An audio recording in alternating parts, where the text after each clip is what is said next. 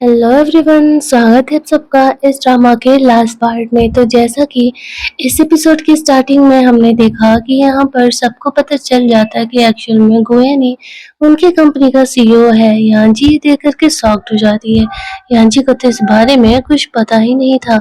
यहाँ पर यांजी के डैड को पता था ना कि यांजी और गोयन मैरिड है, तो वो यांजी को कुछ ज़्यादा ही भाव देने लगते हैं, क्योंकि वो गोयन की वाइफ जो थी। यहाँ पर यांजी उन्हें कहती है ज़्यादा खुश होने की ज़रूरत नहीं है, मैं जल्दी ही गोयन से डिवोर्स लेने वाली हूँ। ऐसा कहते हुए वो वहाँ से जा रही थी। तो गोयन यहाँ पर उससे बात करने के लिए आता है और बगल वाले कमरे में लेकर के जाता है, जहाँ पर गोयन उसे कहता है कि एक्चुअल में मैं तुम्हें ये बात कब से बताना चाहता था, लेकिन मुझे ये बात बताने का मौका ही नहीं मिला, और फिर हम लोग ऐसे कॉन्ट्रैक्ट मैरिज में आ गए। यानी जैसे कहते इसके बाद तो मुझे बता सकते थे। तो वो कहते हैं एक्चुअल में मैंने डैड से प्रॉमिस किया था कि 1 साल तक मैं अपनी आइडेंटिटी कहीं रिवील नहीं करूँगा। मुझे अपने कंपनी के बारे में और कुछ जानना था, इसी वजह से ये सब कुछ मैं कर रहा था। यान से कहती है चिंता मत करो, मैं तुम्हें अभी डाइवोर्स नहीं देने वाली हूँ। तुमने मेरी जान बचाई थी, अब उसके बदले मुझे रिपे करना। आई नो तुम्हारे लिए कंपनी फिलहाल बहुत इंपॉर्टेंट है, इसी वजह से मैं तुम्हारी वाइफ बनने की एक्टिंग प्ले करने के लिए तैयार हूँ। ऑफिस में जब सब कुछ सही हो जाएगा तो फिर मैं तुम्हें डाइवोर्स दे दूंगी। ऐसा कहते हुए वो घर चली जाती है, जहाँ पर कि वो बहुत ही ज्यादा शौक में थी। उसकी मॉम उससे बात करने के लिए, उसे पूछने के लिए आती है क्या हुआ। वो समझा रही थी कि गोयन उससे बहुत ही ज्यादा वाला प्यार करता है। उसने देखा है वो उसका कितना केयर करता है। गोयन से अगर कोई गलती हो भी गई है तो यांजी को उसे माफ कर देना चाहिए, क्योंकि वो उससे बहुत ही ज्यादा वाला प्यार करता है। नेक्स्ट डे जब वो ऑफिस जाती है तो यहाँ पर सब यांजी को मिसेस गोयन की तरह ट्रीट कर रहे होते हैं। अब वो कंपनी के सीईओ की वाइफ जो थी, यहाँ पर उन दोनों को सबके सामने लवी डवी बिहेव करना पड़ता है। सब कुछ बिल्कुल एक नॉर्मल कपल की तरह चल रहा होता है। यांजी गोयन को ऑफिस में बैठ करके काम कर रही थी। उसके लिए ये चीजें यहाँ पर काफी ज्यादा ऑकवर्ड थी, क्योंकि इस तरीके से वो बॉस का ऑफिस में कभी बैठ करके काम नहीं की है। यांजी के लिए बहुत सारे जूसेस और खाने की चीजें गोयन मंगा देता है, तो यांजी कहती है कि इस तरीके से चीजों को ओवर रिएक्ट करने की जरूरत नहीं है, चीजों को नॉर्मल लेने के लिए। अब धीरे धीरे यहाँ पर सबको उन्हें बताना होगा ना कि एक्चुअल में गोयन और यांजी रियल में मैरिड है और दोनों एक दूसरे से बहुत ही प्यार करते हैं। सबसे पहले तो वो लोग अपने यही इकलौते ऑफिस फ्रेंड को लेकर के जाते हैं साथ में डिनर करने के लिए। तभी यहाँ पर यांजी को गोयन की मॉम का कॉल आता है और वो उसे मिलने के लिए बुलाती है। जब यांजी से मिलने के लिए जाती है तो गोयन की मॉम उसे समझा रही थी कि गोयन एक्चुअल में सच में यांजी से बहुत प्यार करता है, और वो कॉलेज टाइम से ही यांजी को पसंद करता था। इसी वजह से उसने खुद को ट्रांसफॉर्म किया ताकि वो खुद को तुम्हारे लायक बना सके। अब कोई बंदा तुम्हारे लिए इतना कर रहा है तो तुम समझ सकती हो कि वो तुमसे कितना प्यार कर रहा होगा। यांजी सबकी बातें सुन करके गोयन से मिलने के लिए उसके ऑफिस में जाती है। उसे उसकी फिक्र हो रही थी। वो देखती है कि वो वही सोफे पे सो गया है। वो उसके ऊपर ब्लैंकेट डालने के लिए जाती है तो फिर वो नींद में ही कुछ बकबक कर रहा था यांजी के बारे में। उसे ऐसा लग रहा था कि वो सपना देख रहा है कि यांजी यहाँ पर उसका केयर करने के लिए आई हुई है, और गलती से यहाँ पर यांजी खुद ही गोयन की बातें सुनते सुनते वहीं पर सो जाती है।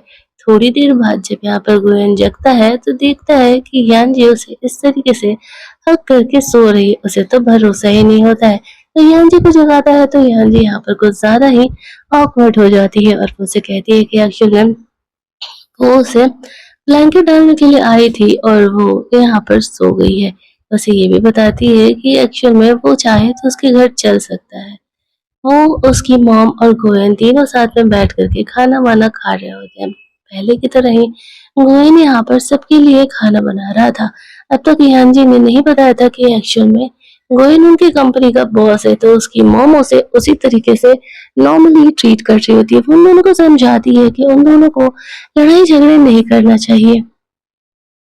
धीरे धीरे यांजी यहाँ पर गोयन को माफ करना शुरू कर दी थी। यहाँ पर रात में वो उसे इस तरीके से हक करके सोने के लिए आता है तो यांजी उसे मना नहीं करती है, और साथ ही में यहाँ पर रात में जब गोयन को बुरे सपने आ रहे थे तब यांजी उसका केयर कर रही थी। अगली सुबह यहाँ पर वो अपनी फैमिली से मिलाने के लिए गोयन अपनी फैमिली से मिलाने के लिए यांजी के मॉम को लेकर के गया था, जहाँ पर कि यांजी की मॉम को पता चलता है कि एक्चुअल में गोएन उनकी कंपनी का बॉस है।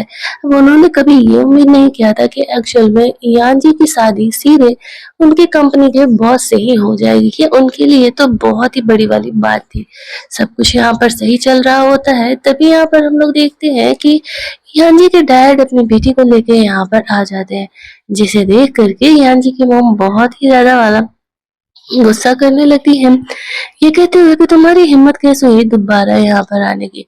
दोनों फैमिलीज के बीच बहुत ज्यादा ही वाले लड़ाई झगड़े बढ़ने लगते हैं और यहाँ पर यांजी की मॉम अपने हस्बैंड को थप्पड़ मारते हुए कहती है कि जब तुमने मुझे धोखा दिया था किसी और लड़की के लिए, तब तो तुम्हें समझ नहीं आया था कि तुम्हें मेरी बाद में जरूरत पड़ सकती है।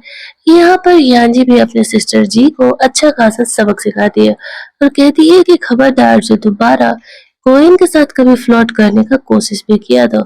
इस लड़ाई झगड़े के बाद वो दोनों वहां से निकल जाने में अपनी भलाई समझते हैं।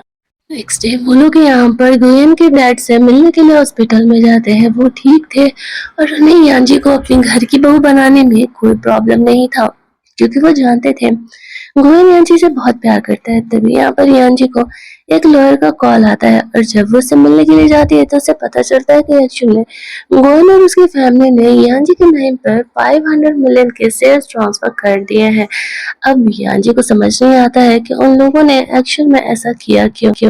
जैसे ही वो अपना शेयर्स लेकर के वहां से बाहर निकल रही थी तो जुआन उसे मिलता है। वो जुआन को शो ऑफ करने के लिए ये सारी बातें बताती है, तो जुआन को लगने लगता है कि यांजी तो बहुत ही ज्यादा वाली अब रिच हो गई है, तो क्यों ना उसे वापस से पटाया जाए। और वो उसके साथ माफी माफी मांग करके वापस से रिलेशनशिप में आने की बातें कर रहा होता है।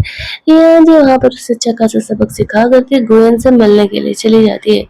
गोयन से सब बातों का मतलब पूछती है तो वो उसे कहता है कि एक्चुअली में वो उसे फाइनेंशियल सपोर्ट देना चाहता था, क्योंकि उसे ये ना लगे कि गोयन उससे कहीं ज्यादा बड़ा है और अब दोनों साथ मिलकर के काम करने वाले हैं। यांजी सोची थी कि ये थोड़ा ज्यादा हो गया है, लेकिन गोयन ने जो फैसला ले लिया था वो ले लिया था। ऑफिस में सबको पता चल गया था कि एक्चुअल में यांजी इतनी ज्यादा रिच है। जुआन तो उसके पीछे ही पड़ गया था, लेकिन यांजी उसे भाव नहीं देने वाली होती है। वो उसे अच्छा खासा सबक सिखा करके उसे वहां से फिलहाल जाने के लिए कहती है।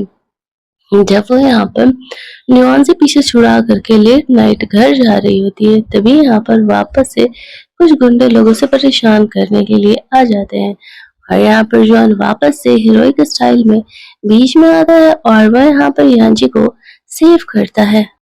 घर जाने पर यहाँ पर गोयन यांजी से मिलने के लिए आता है और वो से कहता है, मुझे पता चला कि तुम्हें गुंडे लोग परेशान कर रहे थे, तुमने मुझे बताया क्यों नहीं। यांजी कहती है जुआन है ना, उसने सब कुछ संभाल लिया। अब गोयन कहता है क्या तुम्हें वापस से जुआन से प्यार हो जाएगा क्योंकि उसने तुम्हें गुंडों से बचाया है। यांजी हंसते हुए कहती है कि प्यार कोई खिलौना नहीं है, एक बार जब मुझे तुमसे प्यार हो गया है तो फिर अब दोबारा किसी और से नहीं होने वाला है।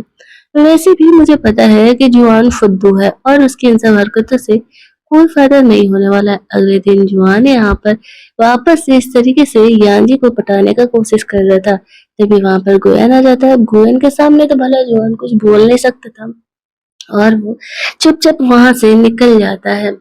यांजी यहाँ पर गोयन को बता रही थी कि वो क्या फ्लर्टी बातें कर रहा होता है। अब जुआन यहाँ पर किसी और अमीर लड़की को भी पटाने का कोशिश कर रहा होता है ताकि यहाँ पर वो भी उसकी तरह अमीर हो सके, लेकिन रेस्टोरेंट में जब वो देखता है तो वो कोई और नहीं वही उसकी क्लासमेट होती है।